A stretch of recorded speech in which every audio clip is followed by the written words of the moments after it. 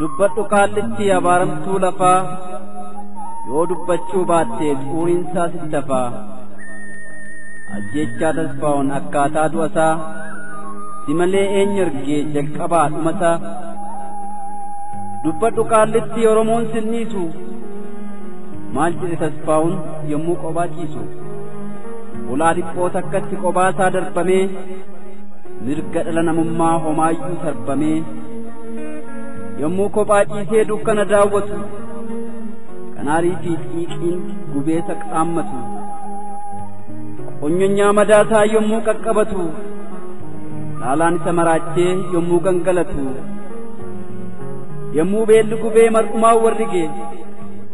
yommuu aariin gubee hadhooftuu diddige bishaan dhorkatanii laagaan ciidha dhabee arrabni isaa gogee dubbachuu dadhabee yommuu obsa fixee waaqaa lafattaare dubbadhu dhoksiinii nu mootii abaare dubbadhu qaallitti olkaasi sagalee dabasan eenyu argee waaqayyoof si malee dubbadhu qaallitti olkaasi sagalee dabasan eenyu argee waaqayyoof si malee dubbadhu qaallitti dhugaanuu sinniisu maal jedhe tasfaa'uun yommuu kophaa ciisu lubbuutti guraarraan ciniinnatee oftee icciitii keessasaa yommuu diina dhokse uummata isaaf jedhee gidiraa sana oftee ijji mimmaan didee yommuu dhiiga cofte yommuu harqee iyyee mankaraare akka leencaa aadee dachii tattaraare yeroo san maal jedhe dubbadhu qaallitti hin dhoksini himi akka gaariitti yeroo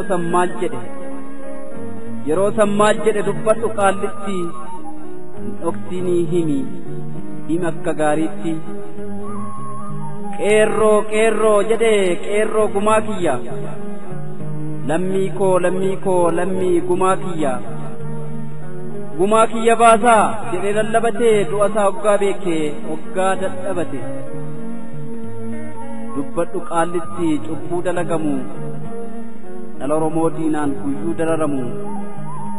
badii tokko malee kan karaarraa butan lattuu abdii borii meeqa muroo kutan goota akka tasfaa'uun meeqa galaafatan ola deemtuu meeqa gubbeerra dhaabbatan hin dhoksinii himi dubbadhu qaallitti roorroon kun hundumtuu sababaa maaliitti lammii naa birmatu iyyadhu qaallitti sagalee olkaatii iyya akka gaariitti sagalee olkaatii